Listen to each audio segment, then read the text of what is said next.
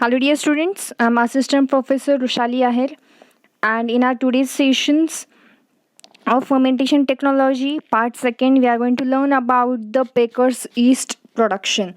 Now this baker's yeast, it is generally used in the production of various bakery products,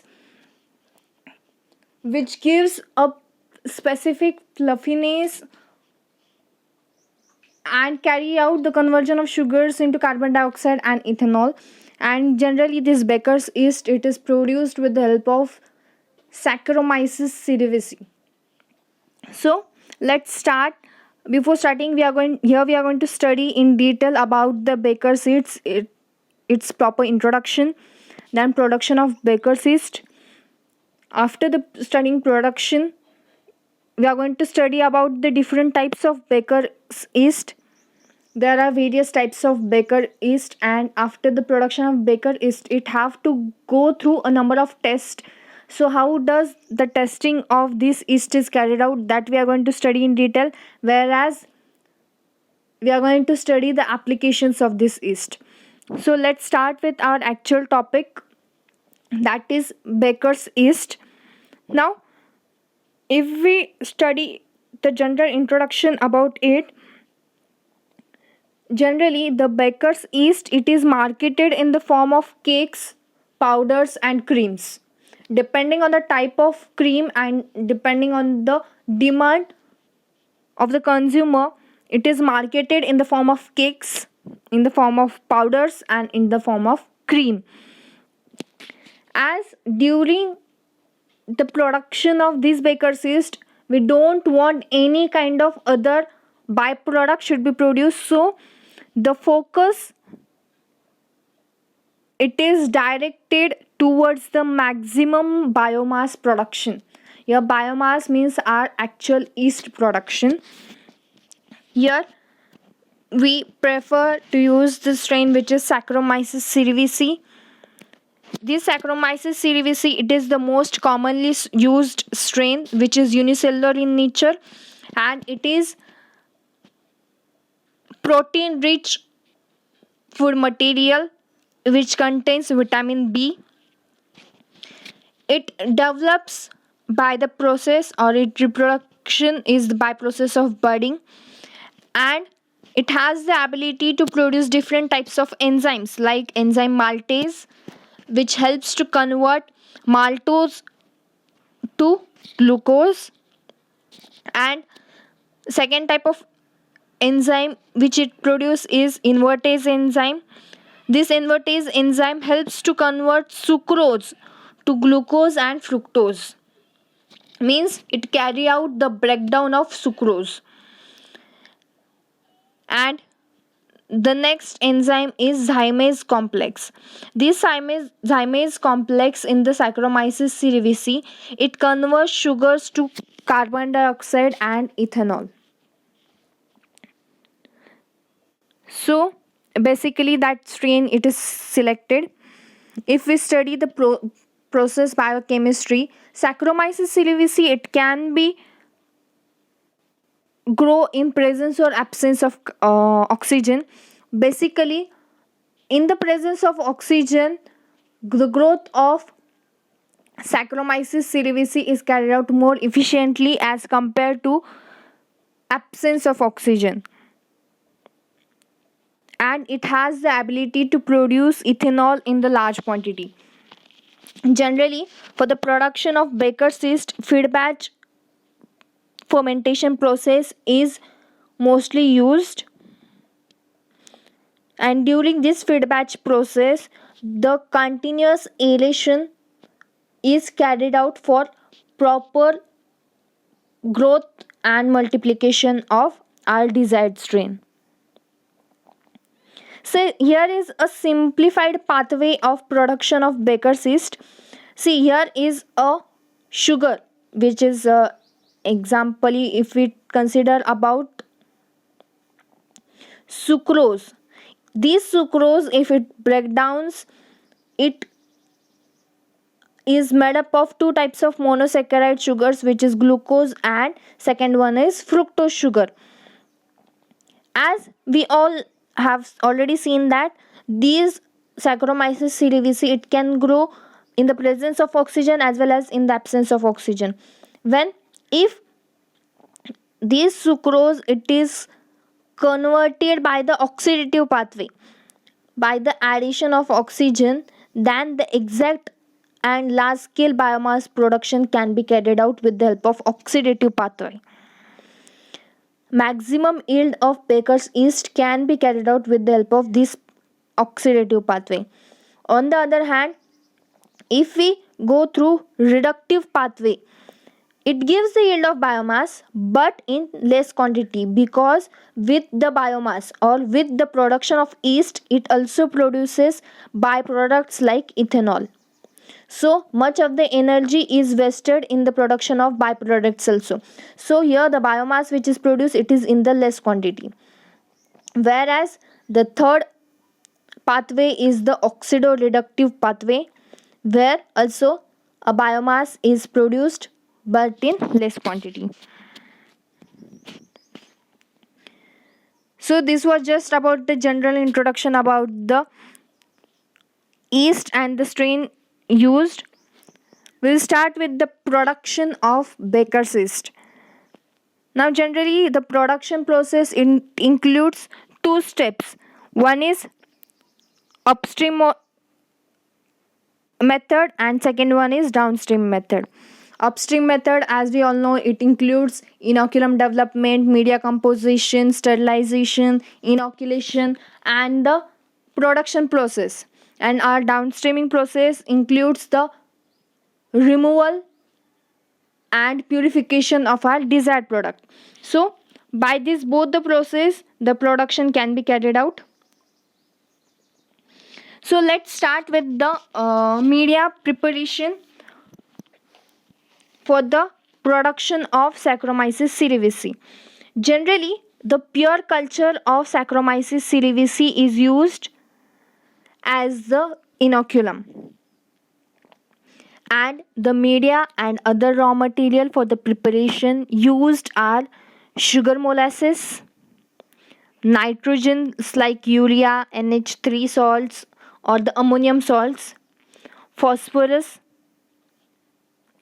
then various types of trace elements like magnesium ions, calcium, zinc are provided by their sulfates. For example, magnesium sulfate or calcium sulfate, zinc sulfate are used in the trace amount. And by adding all these components, a proper medium is designed. These nutrients are used in the fermentation process for the growth of our desired strain, which is Saccharomyces cerevisiae. The molasses, which contains high amount of sugars, are stored in a stainless steel tank, and there they are sterilized, and after sterilization they are removed. The sludge or the remaining material, it is removed out. After sterilization, these molasses and other nutrients, they are passed into fermentation tank. So here our first step was of media preparation. Then the second step is inoculum development. So basically a pure culture of Saccharomyces cerevisiae, first it is inoculated in the vessel which contains media. ये जो पहले हमने media design कर लिया था, ये media हम less amount में near about 2 to 300 ml of media is taken, and in this media the pure strain of Saccharomyces cerevisiae is inoculated and it is allowed to incubate for 2 to 4 days at 29 degrees Celsius. After 2 to 4 days, this flask, it is transferred into larger vessel. That larger vessel, it contains more amount of media. 2 से 4 दिन तक incubate किया जाता है flask में. After the incubation period, it is transferred into larger vessel. Larger vessel contains more amount of media, where it is allowed to incubate, in which Saccharomyces cerevisiae grows for 16 to 24 hours.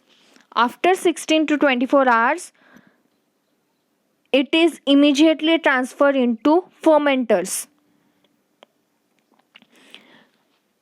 अभी क्या हुआ है, the large scale production of Saccharomyces cerevisiae is been completed. बाद में इसे larger scale fermenters में transfer किया जाता है, where a large production is carried out. Once it is produced in large amount, these yeast, they are separated from the medium by the process of centrifugation.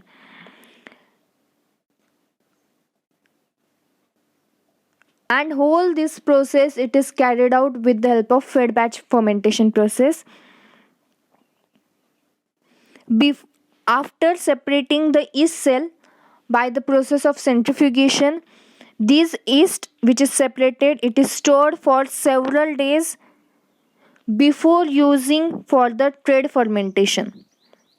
एक बार हमने large scale production east का या फिर saccharomyces सिलिविसिस का carried out कर लिया, बाद में हम उसे क्या करते हैं, सेंट्रीफ्यूगेशन प्रोसेस यूज करके सेपरेट कर लेते हैं.